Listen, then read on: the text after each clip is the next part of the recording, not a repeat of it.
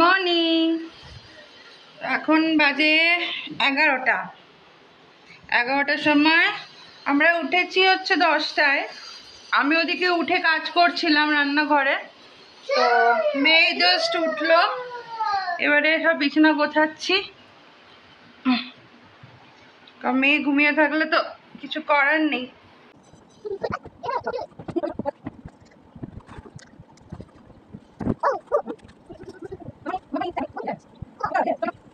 দুপুরবেলা ওতে শোবে, তার জন্য বালিশ পেতে দিলাম। ও আবার ওর মধ্যে কি শুলো, এই এখন উঠে এসছে। ও সকালবেলা খাবে আজকে দুধ চকোস, কারণ আজ তো টিউসডে, নিরামিষ। খাচ্ছে এখন দুধ চকোস, ওকে খাওয়াচ্ছি আমি। এখন বাজে হচ্ছে 11:20, দুধ চকোস খাচ্ছে। আর ওকে এখন ন্যাপিটা খুলিয়ে রেখে দিয়েছি, ন্যাপি প্যান্ট কিছুই পরা নেই, সেজন্য আমি ওকে এখন দেখাচ্ছি না। তো যাই হোক, হ্যাবিট ট্রেনিং করাচ্ছি তো, টয়লেট আর পটি, দেখা যাক কতটাকে সাকসেসফুল হওয়া যায় কত দিনে।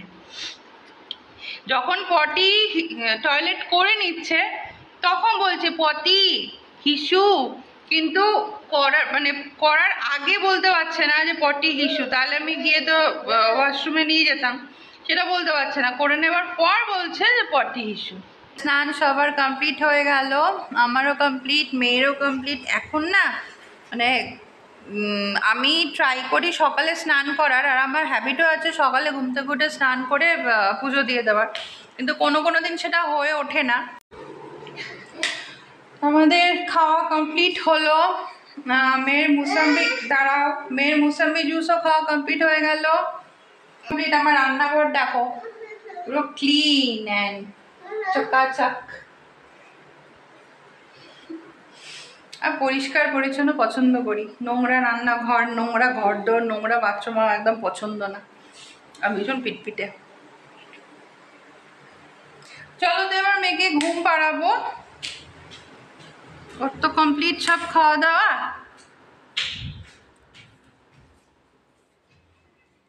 তারপর বিকেলে উঠবে, কখন ওঠে এবার দেখা যাক।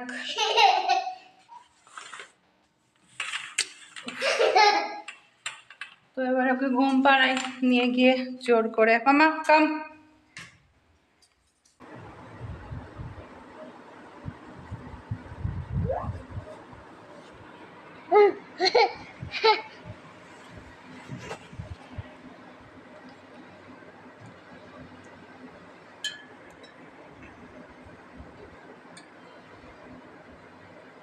Good evening.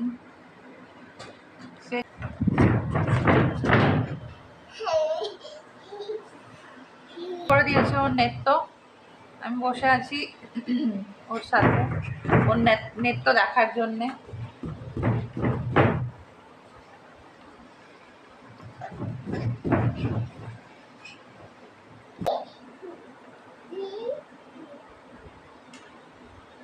Mama, give me the bottle. Give me the bottle. Switch off the light. Switch off the light. Come.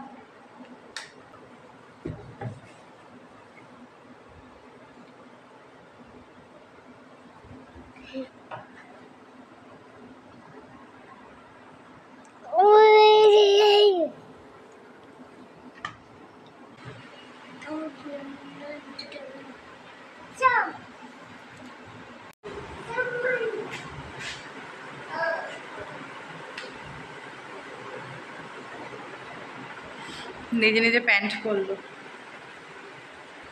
তো এবার ওর আমি অ্যাপেল বয়েলটা করবো বলে আসলাম।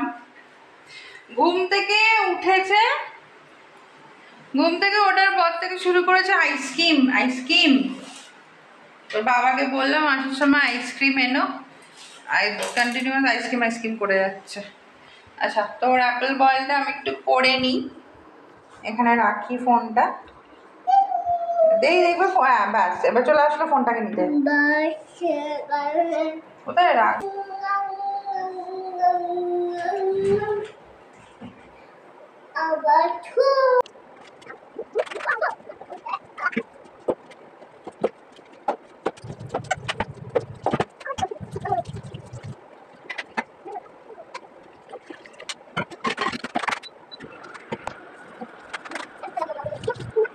সারাদিন পরে রাত্রিবেলা যখন আসে, মানে রাত্রিবেলার টাইমটাতে মানে সারাদিন পর এত ফ্রাস্ট্রেটেড লাগে না, মানে জানি না কেন।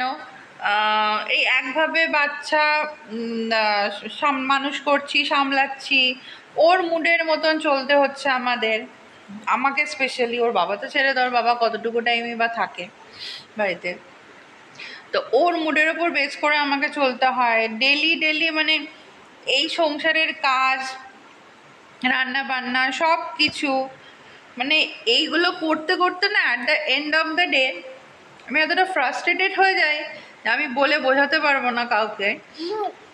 হ্যাঁ, আমার সিরিয়াসলি একটা ব্রেকের খুব দরকার। মানে আমি ভীষণভাবে চাইছি যে কোথাও একটু ঘুরতে যাই।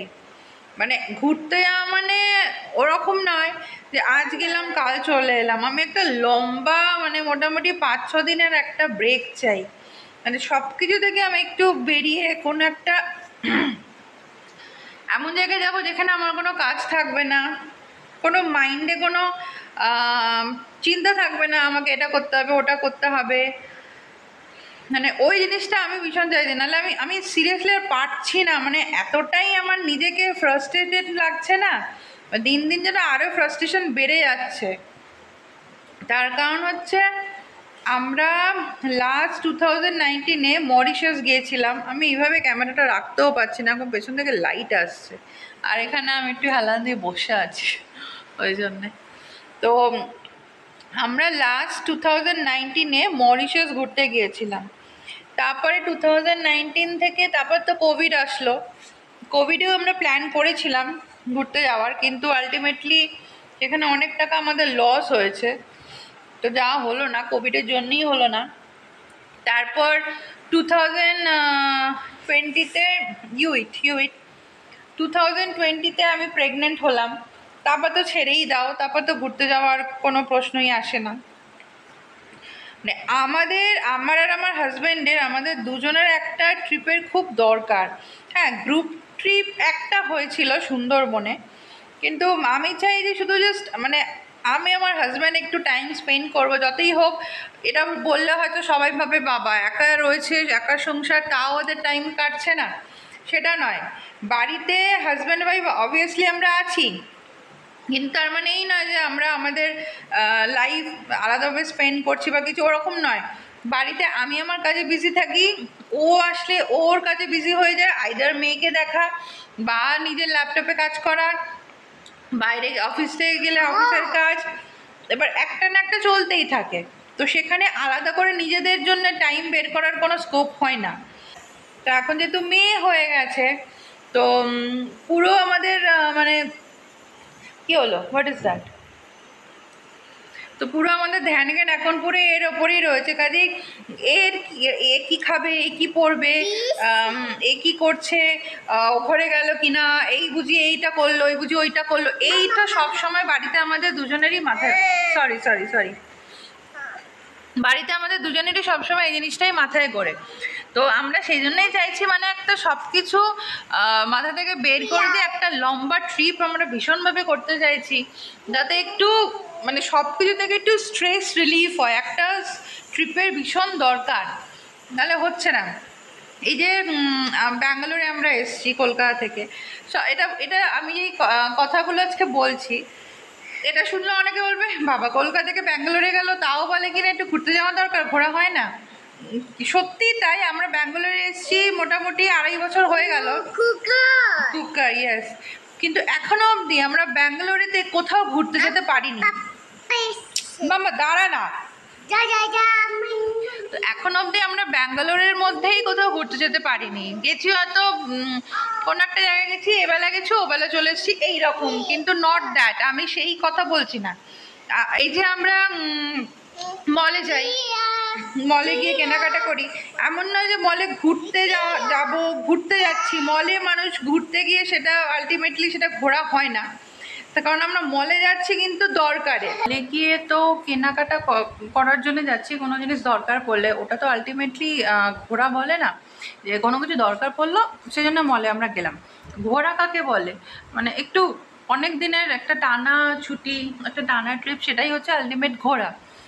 সেই জিনিসটা লাস্ট 5 ইয়ার্স ধরে মানে আমাদের হচ্ছে না, কোনো একটা কারণে আর কি হয়ে উঠছে না।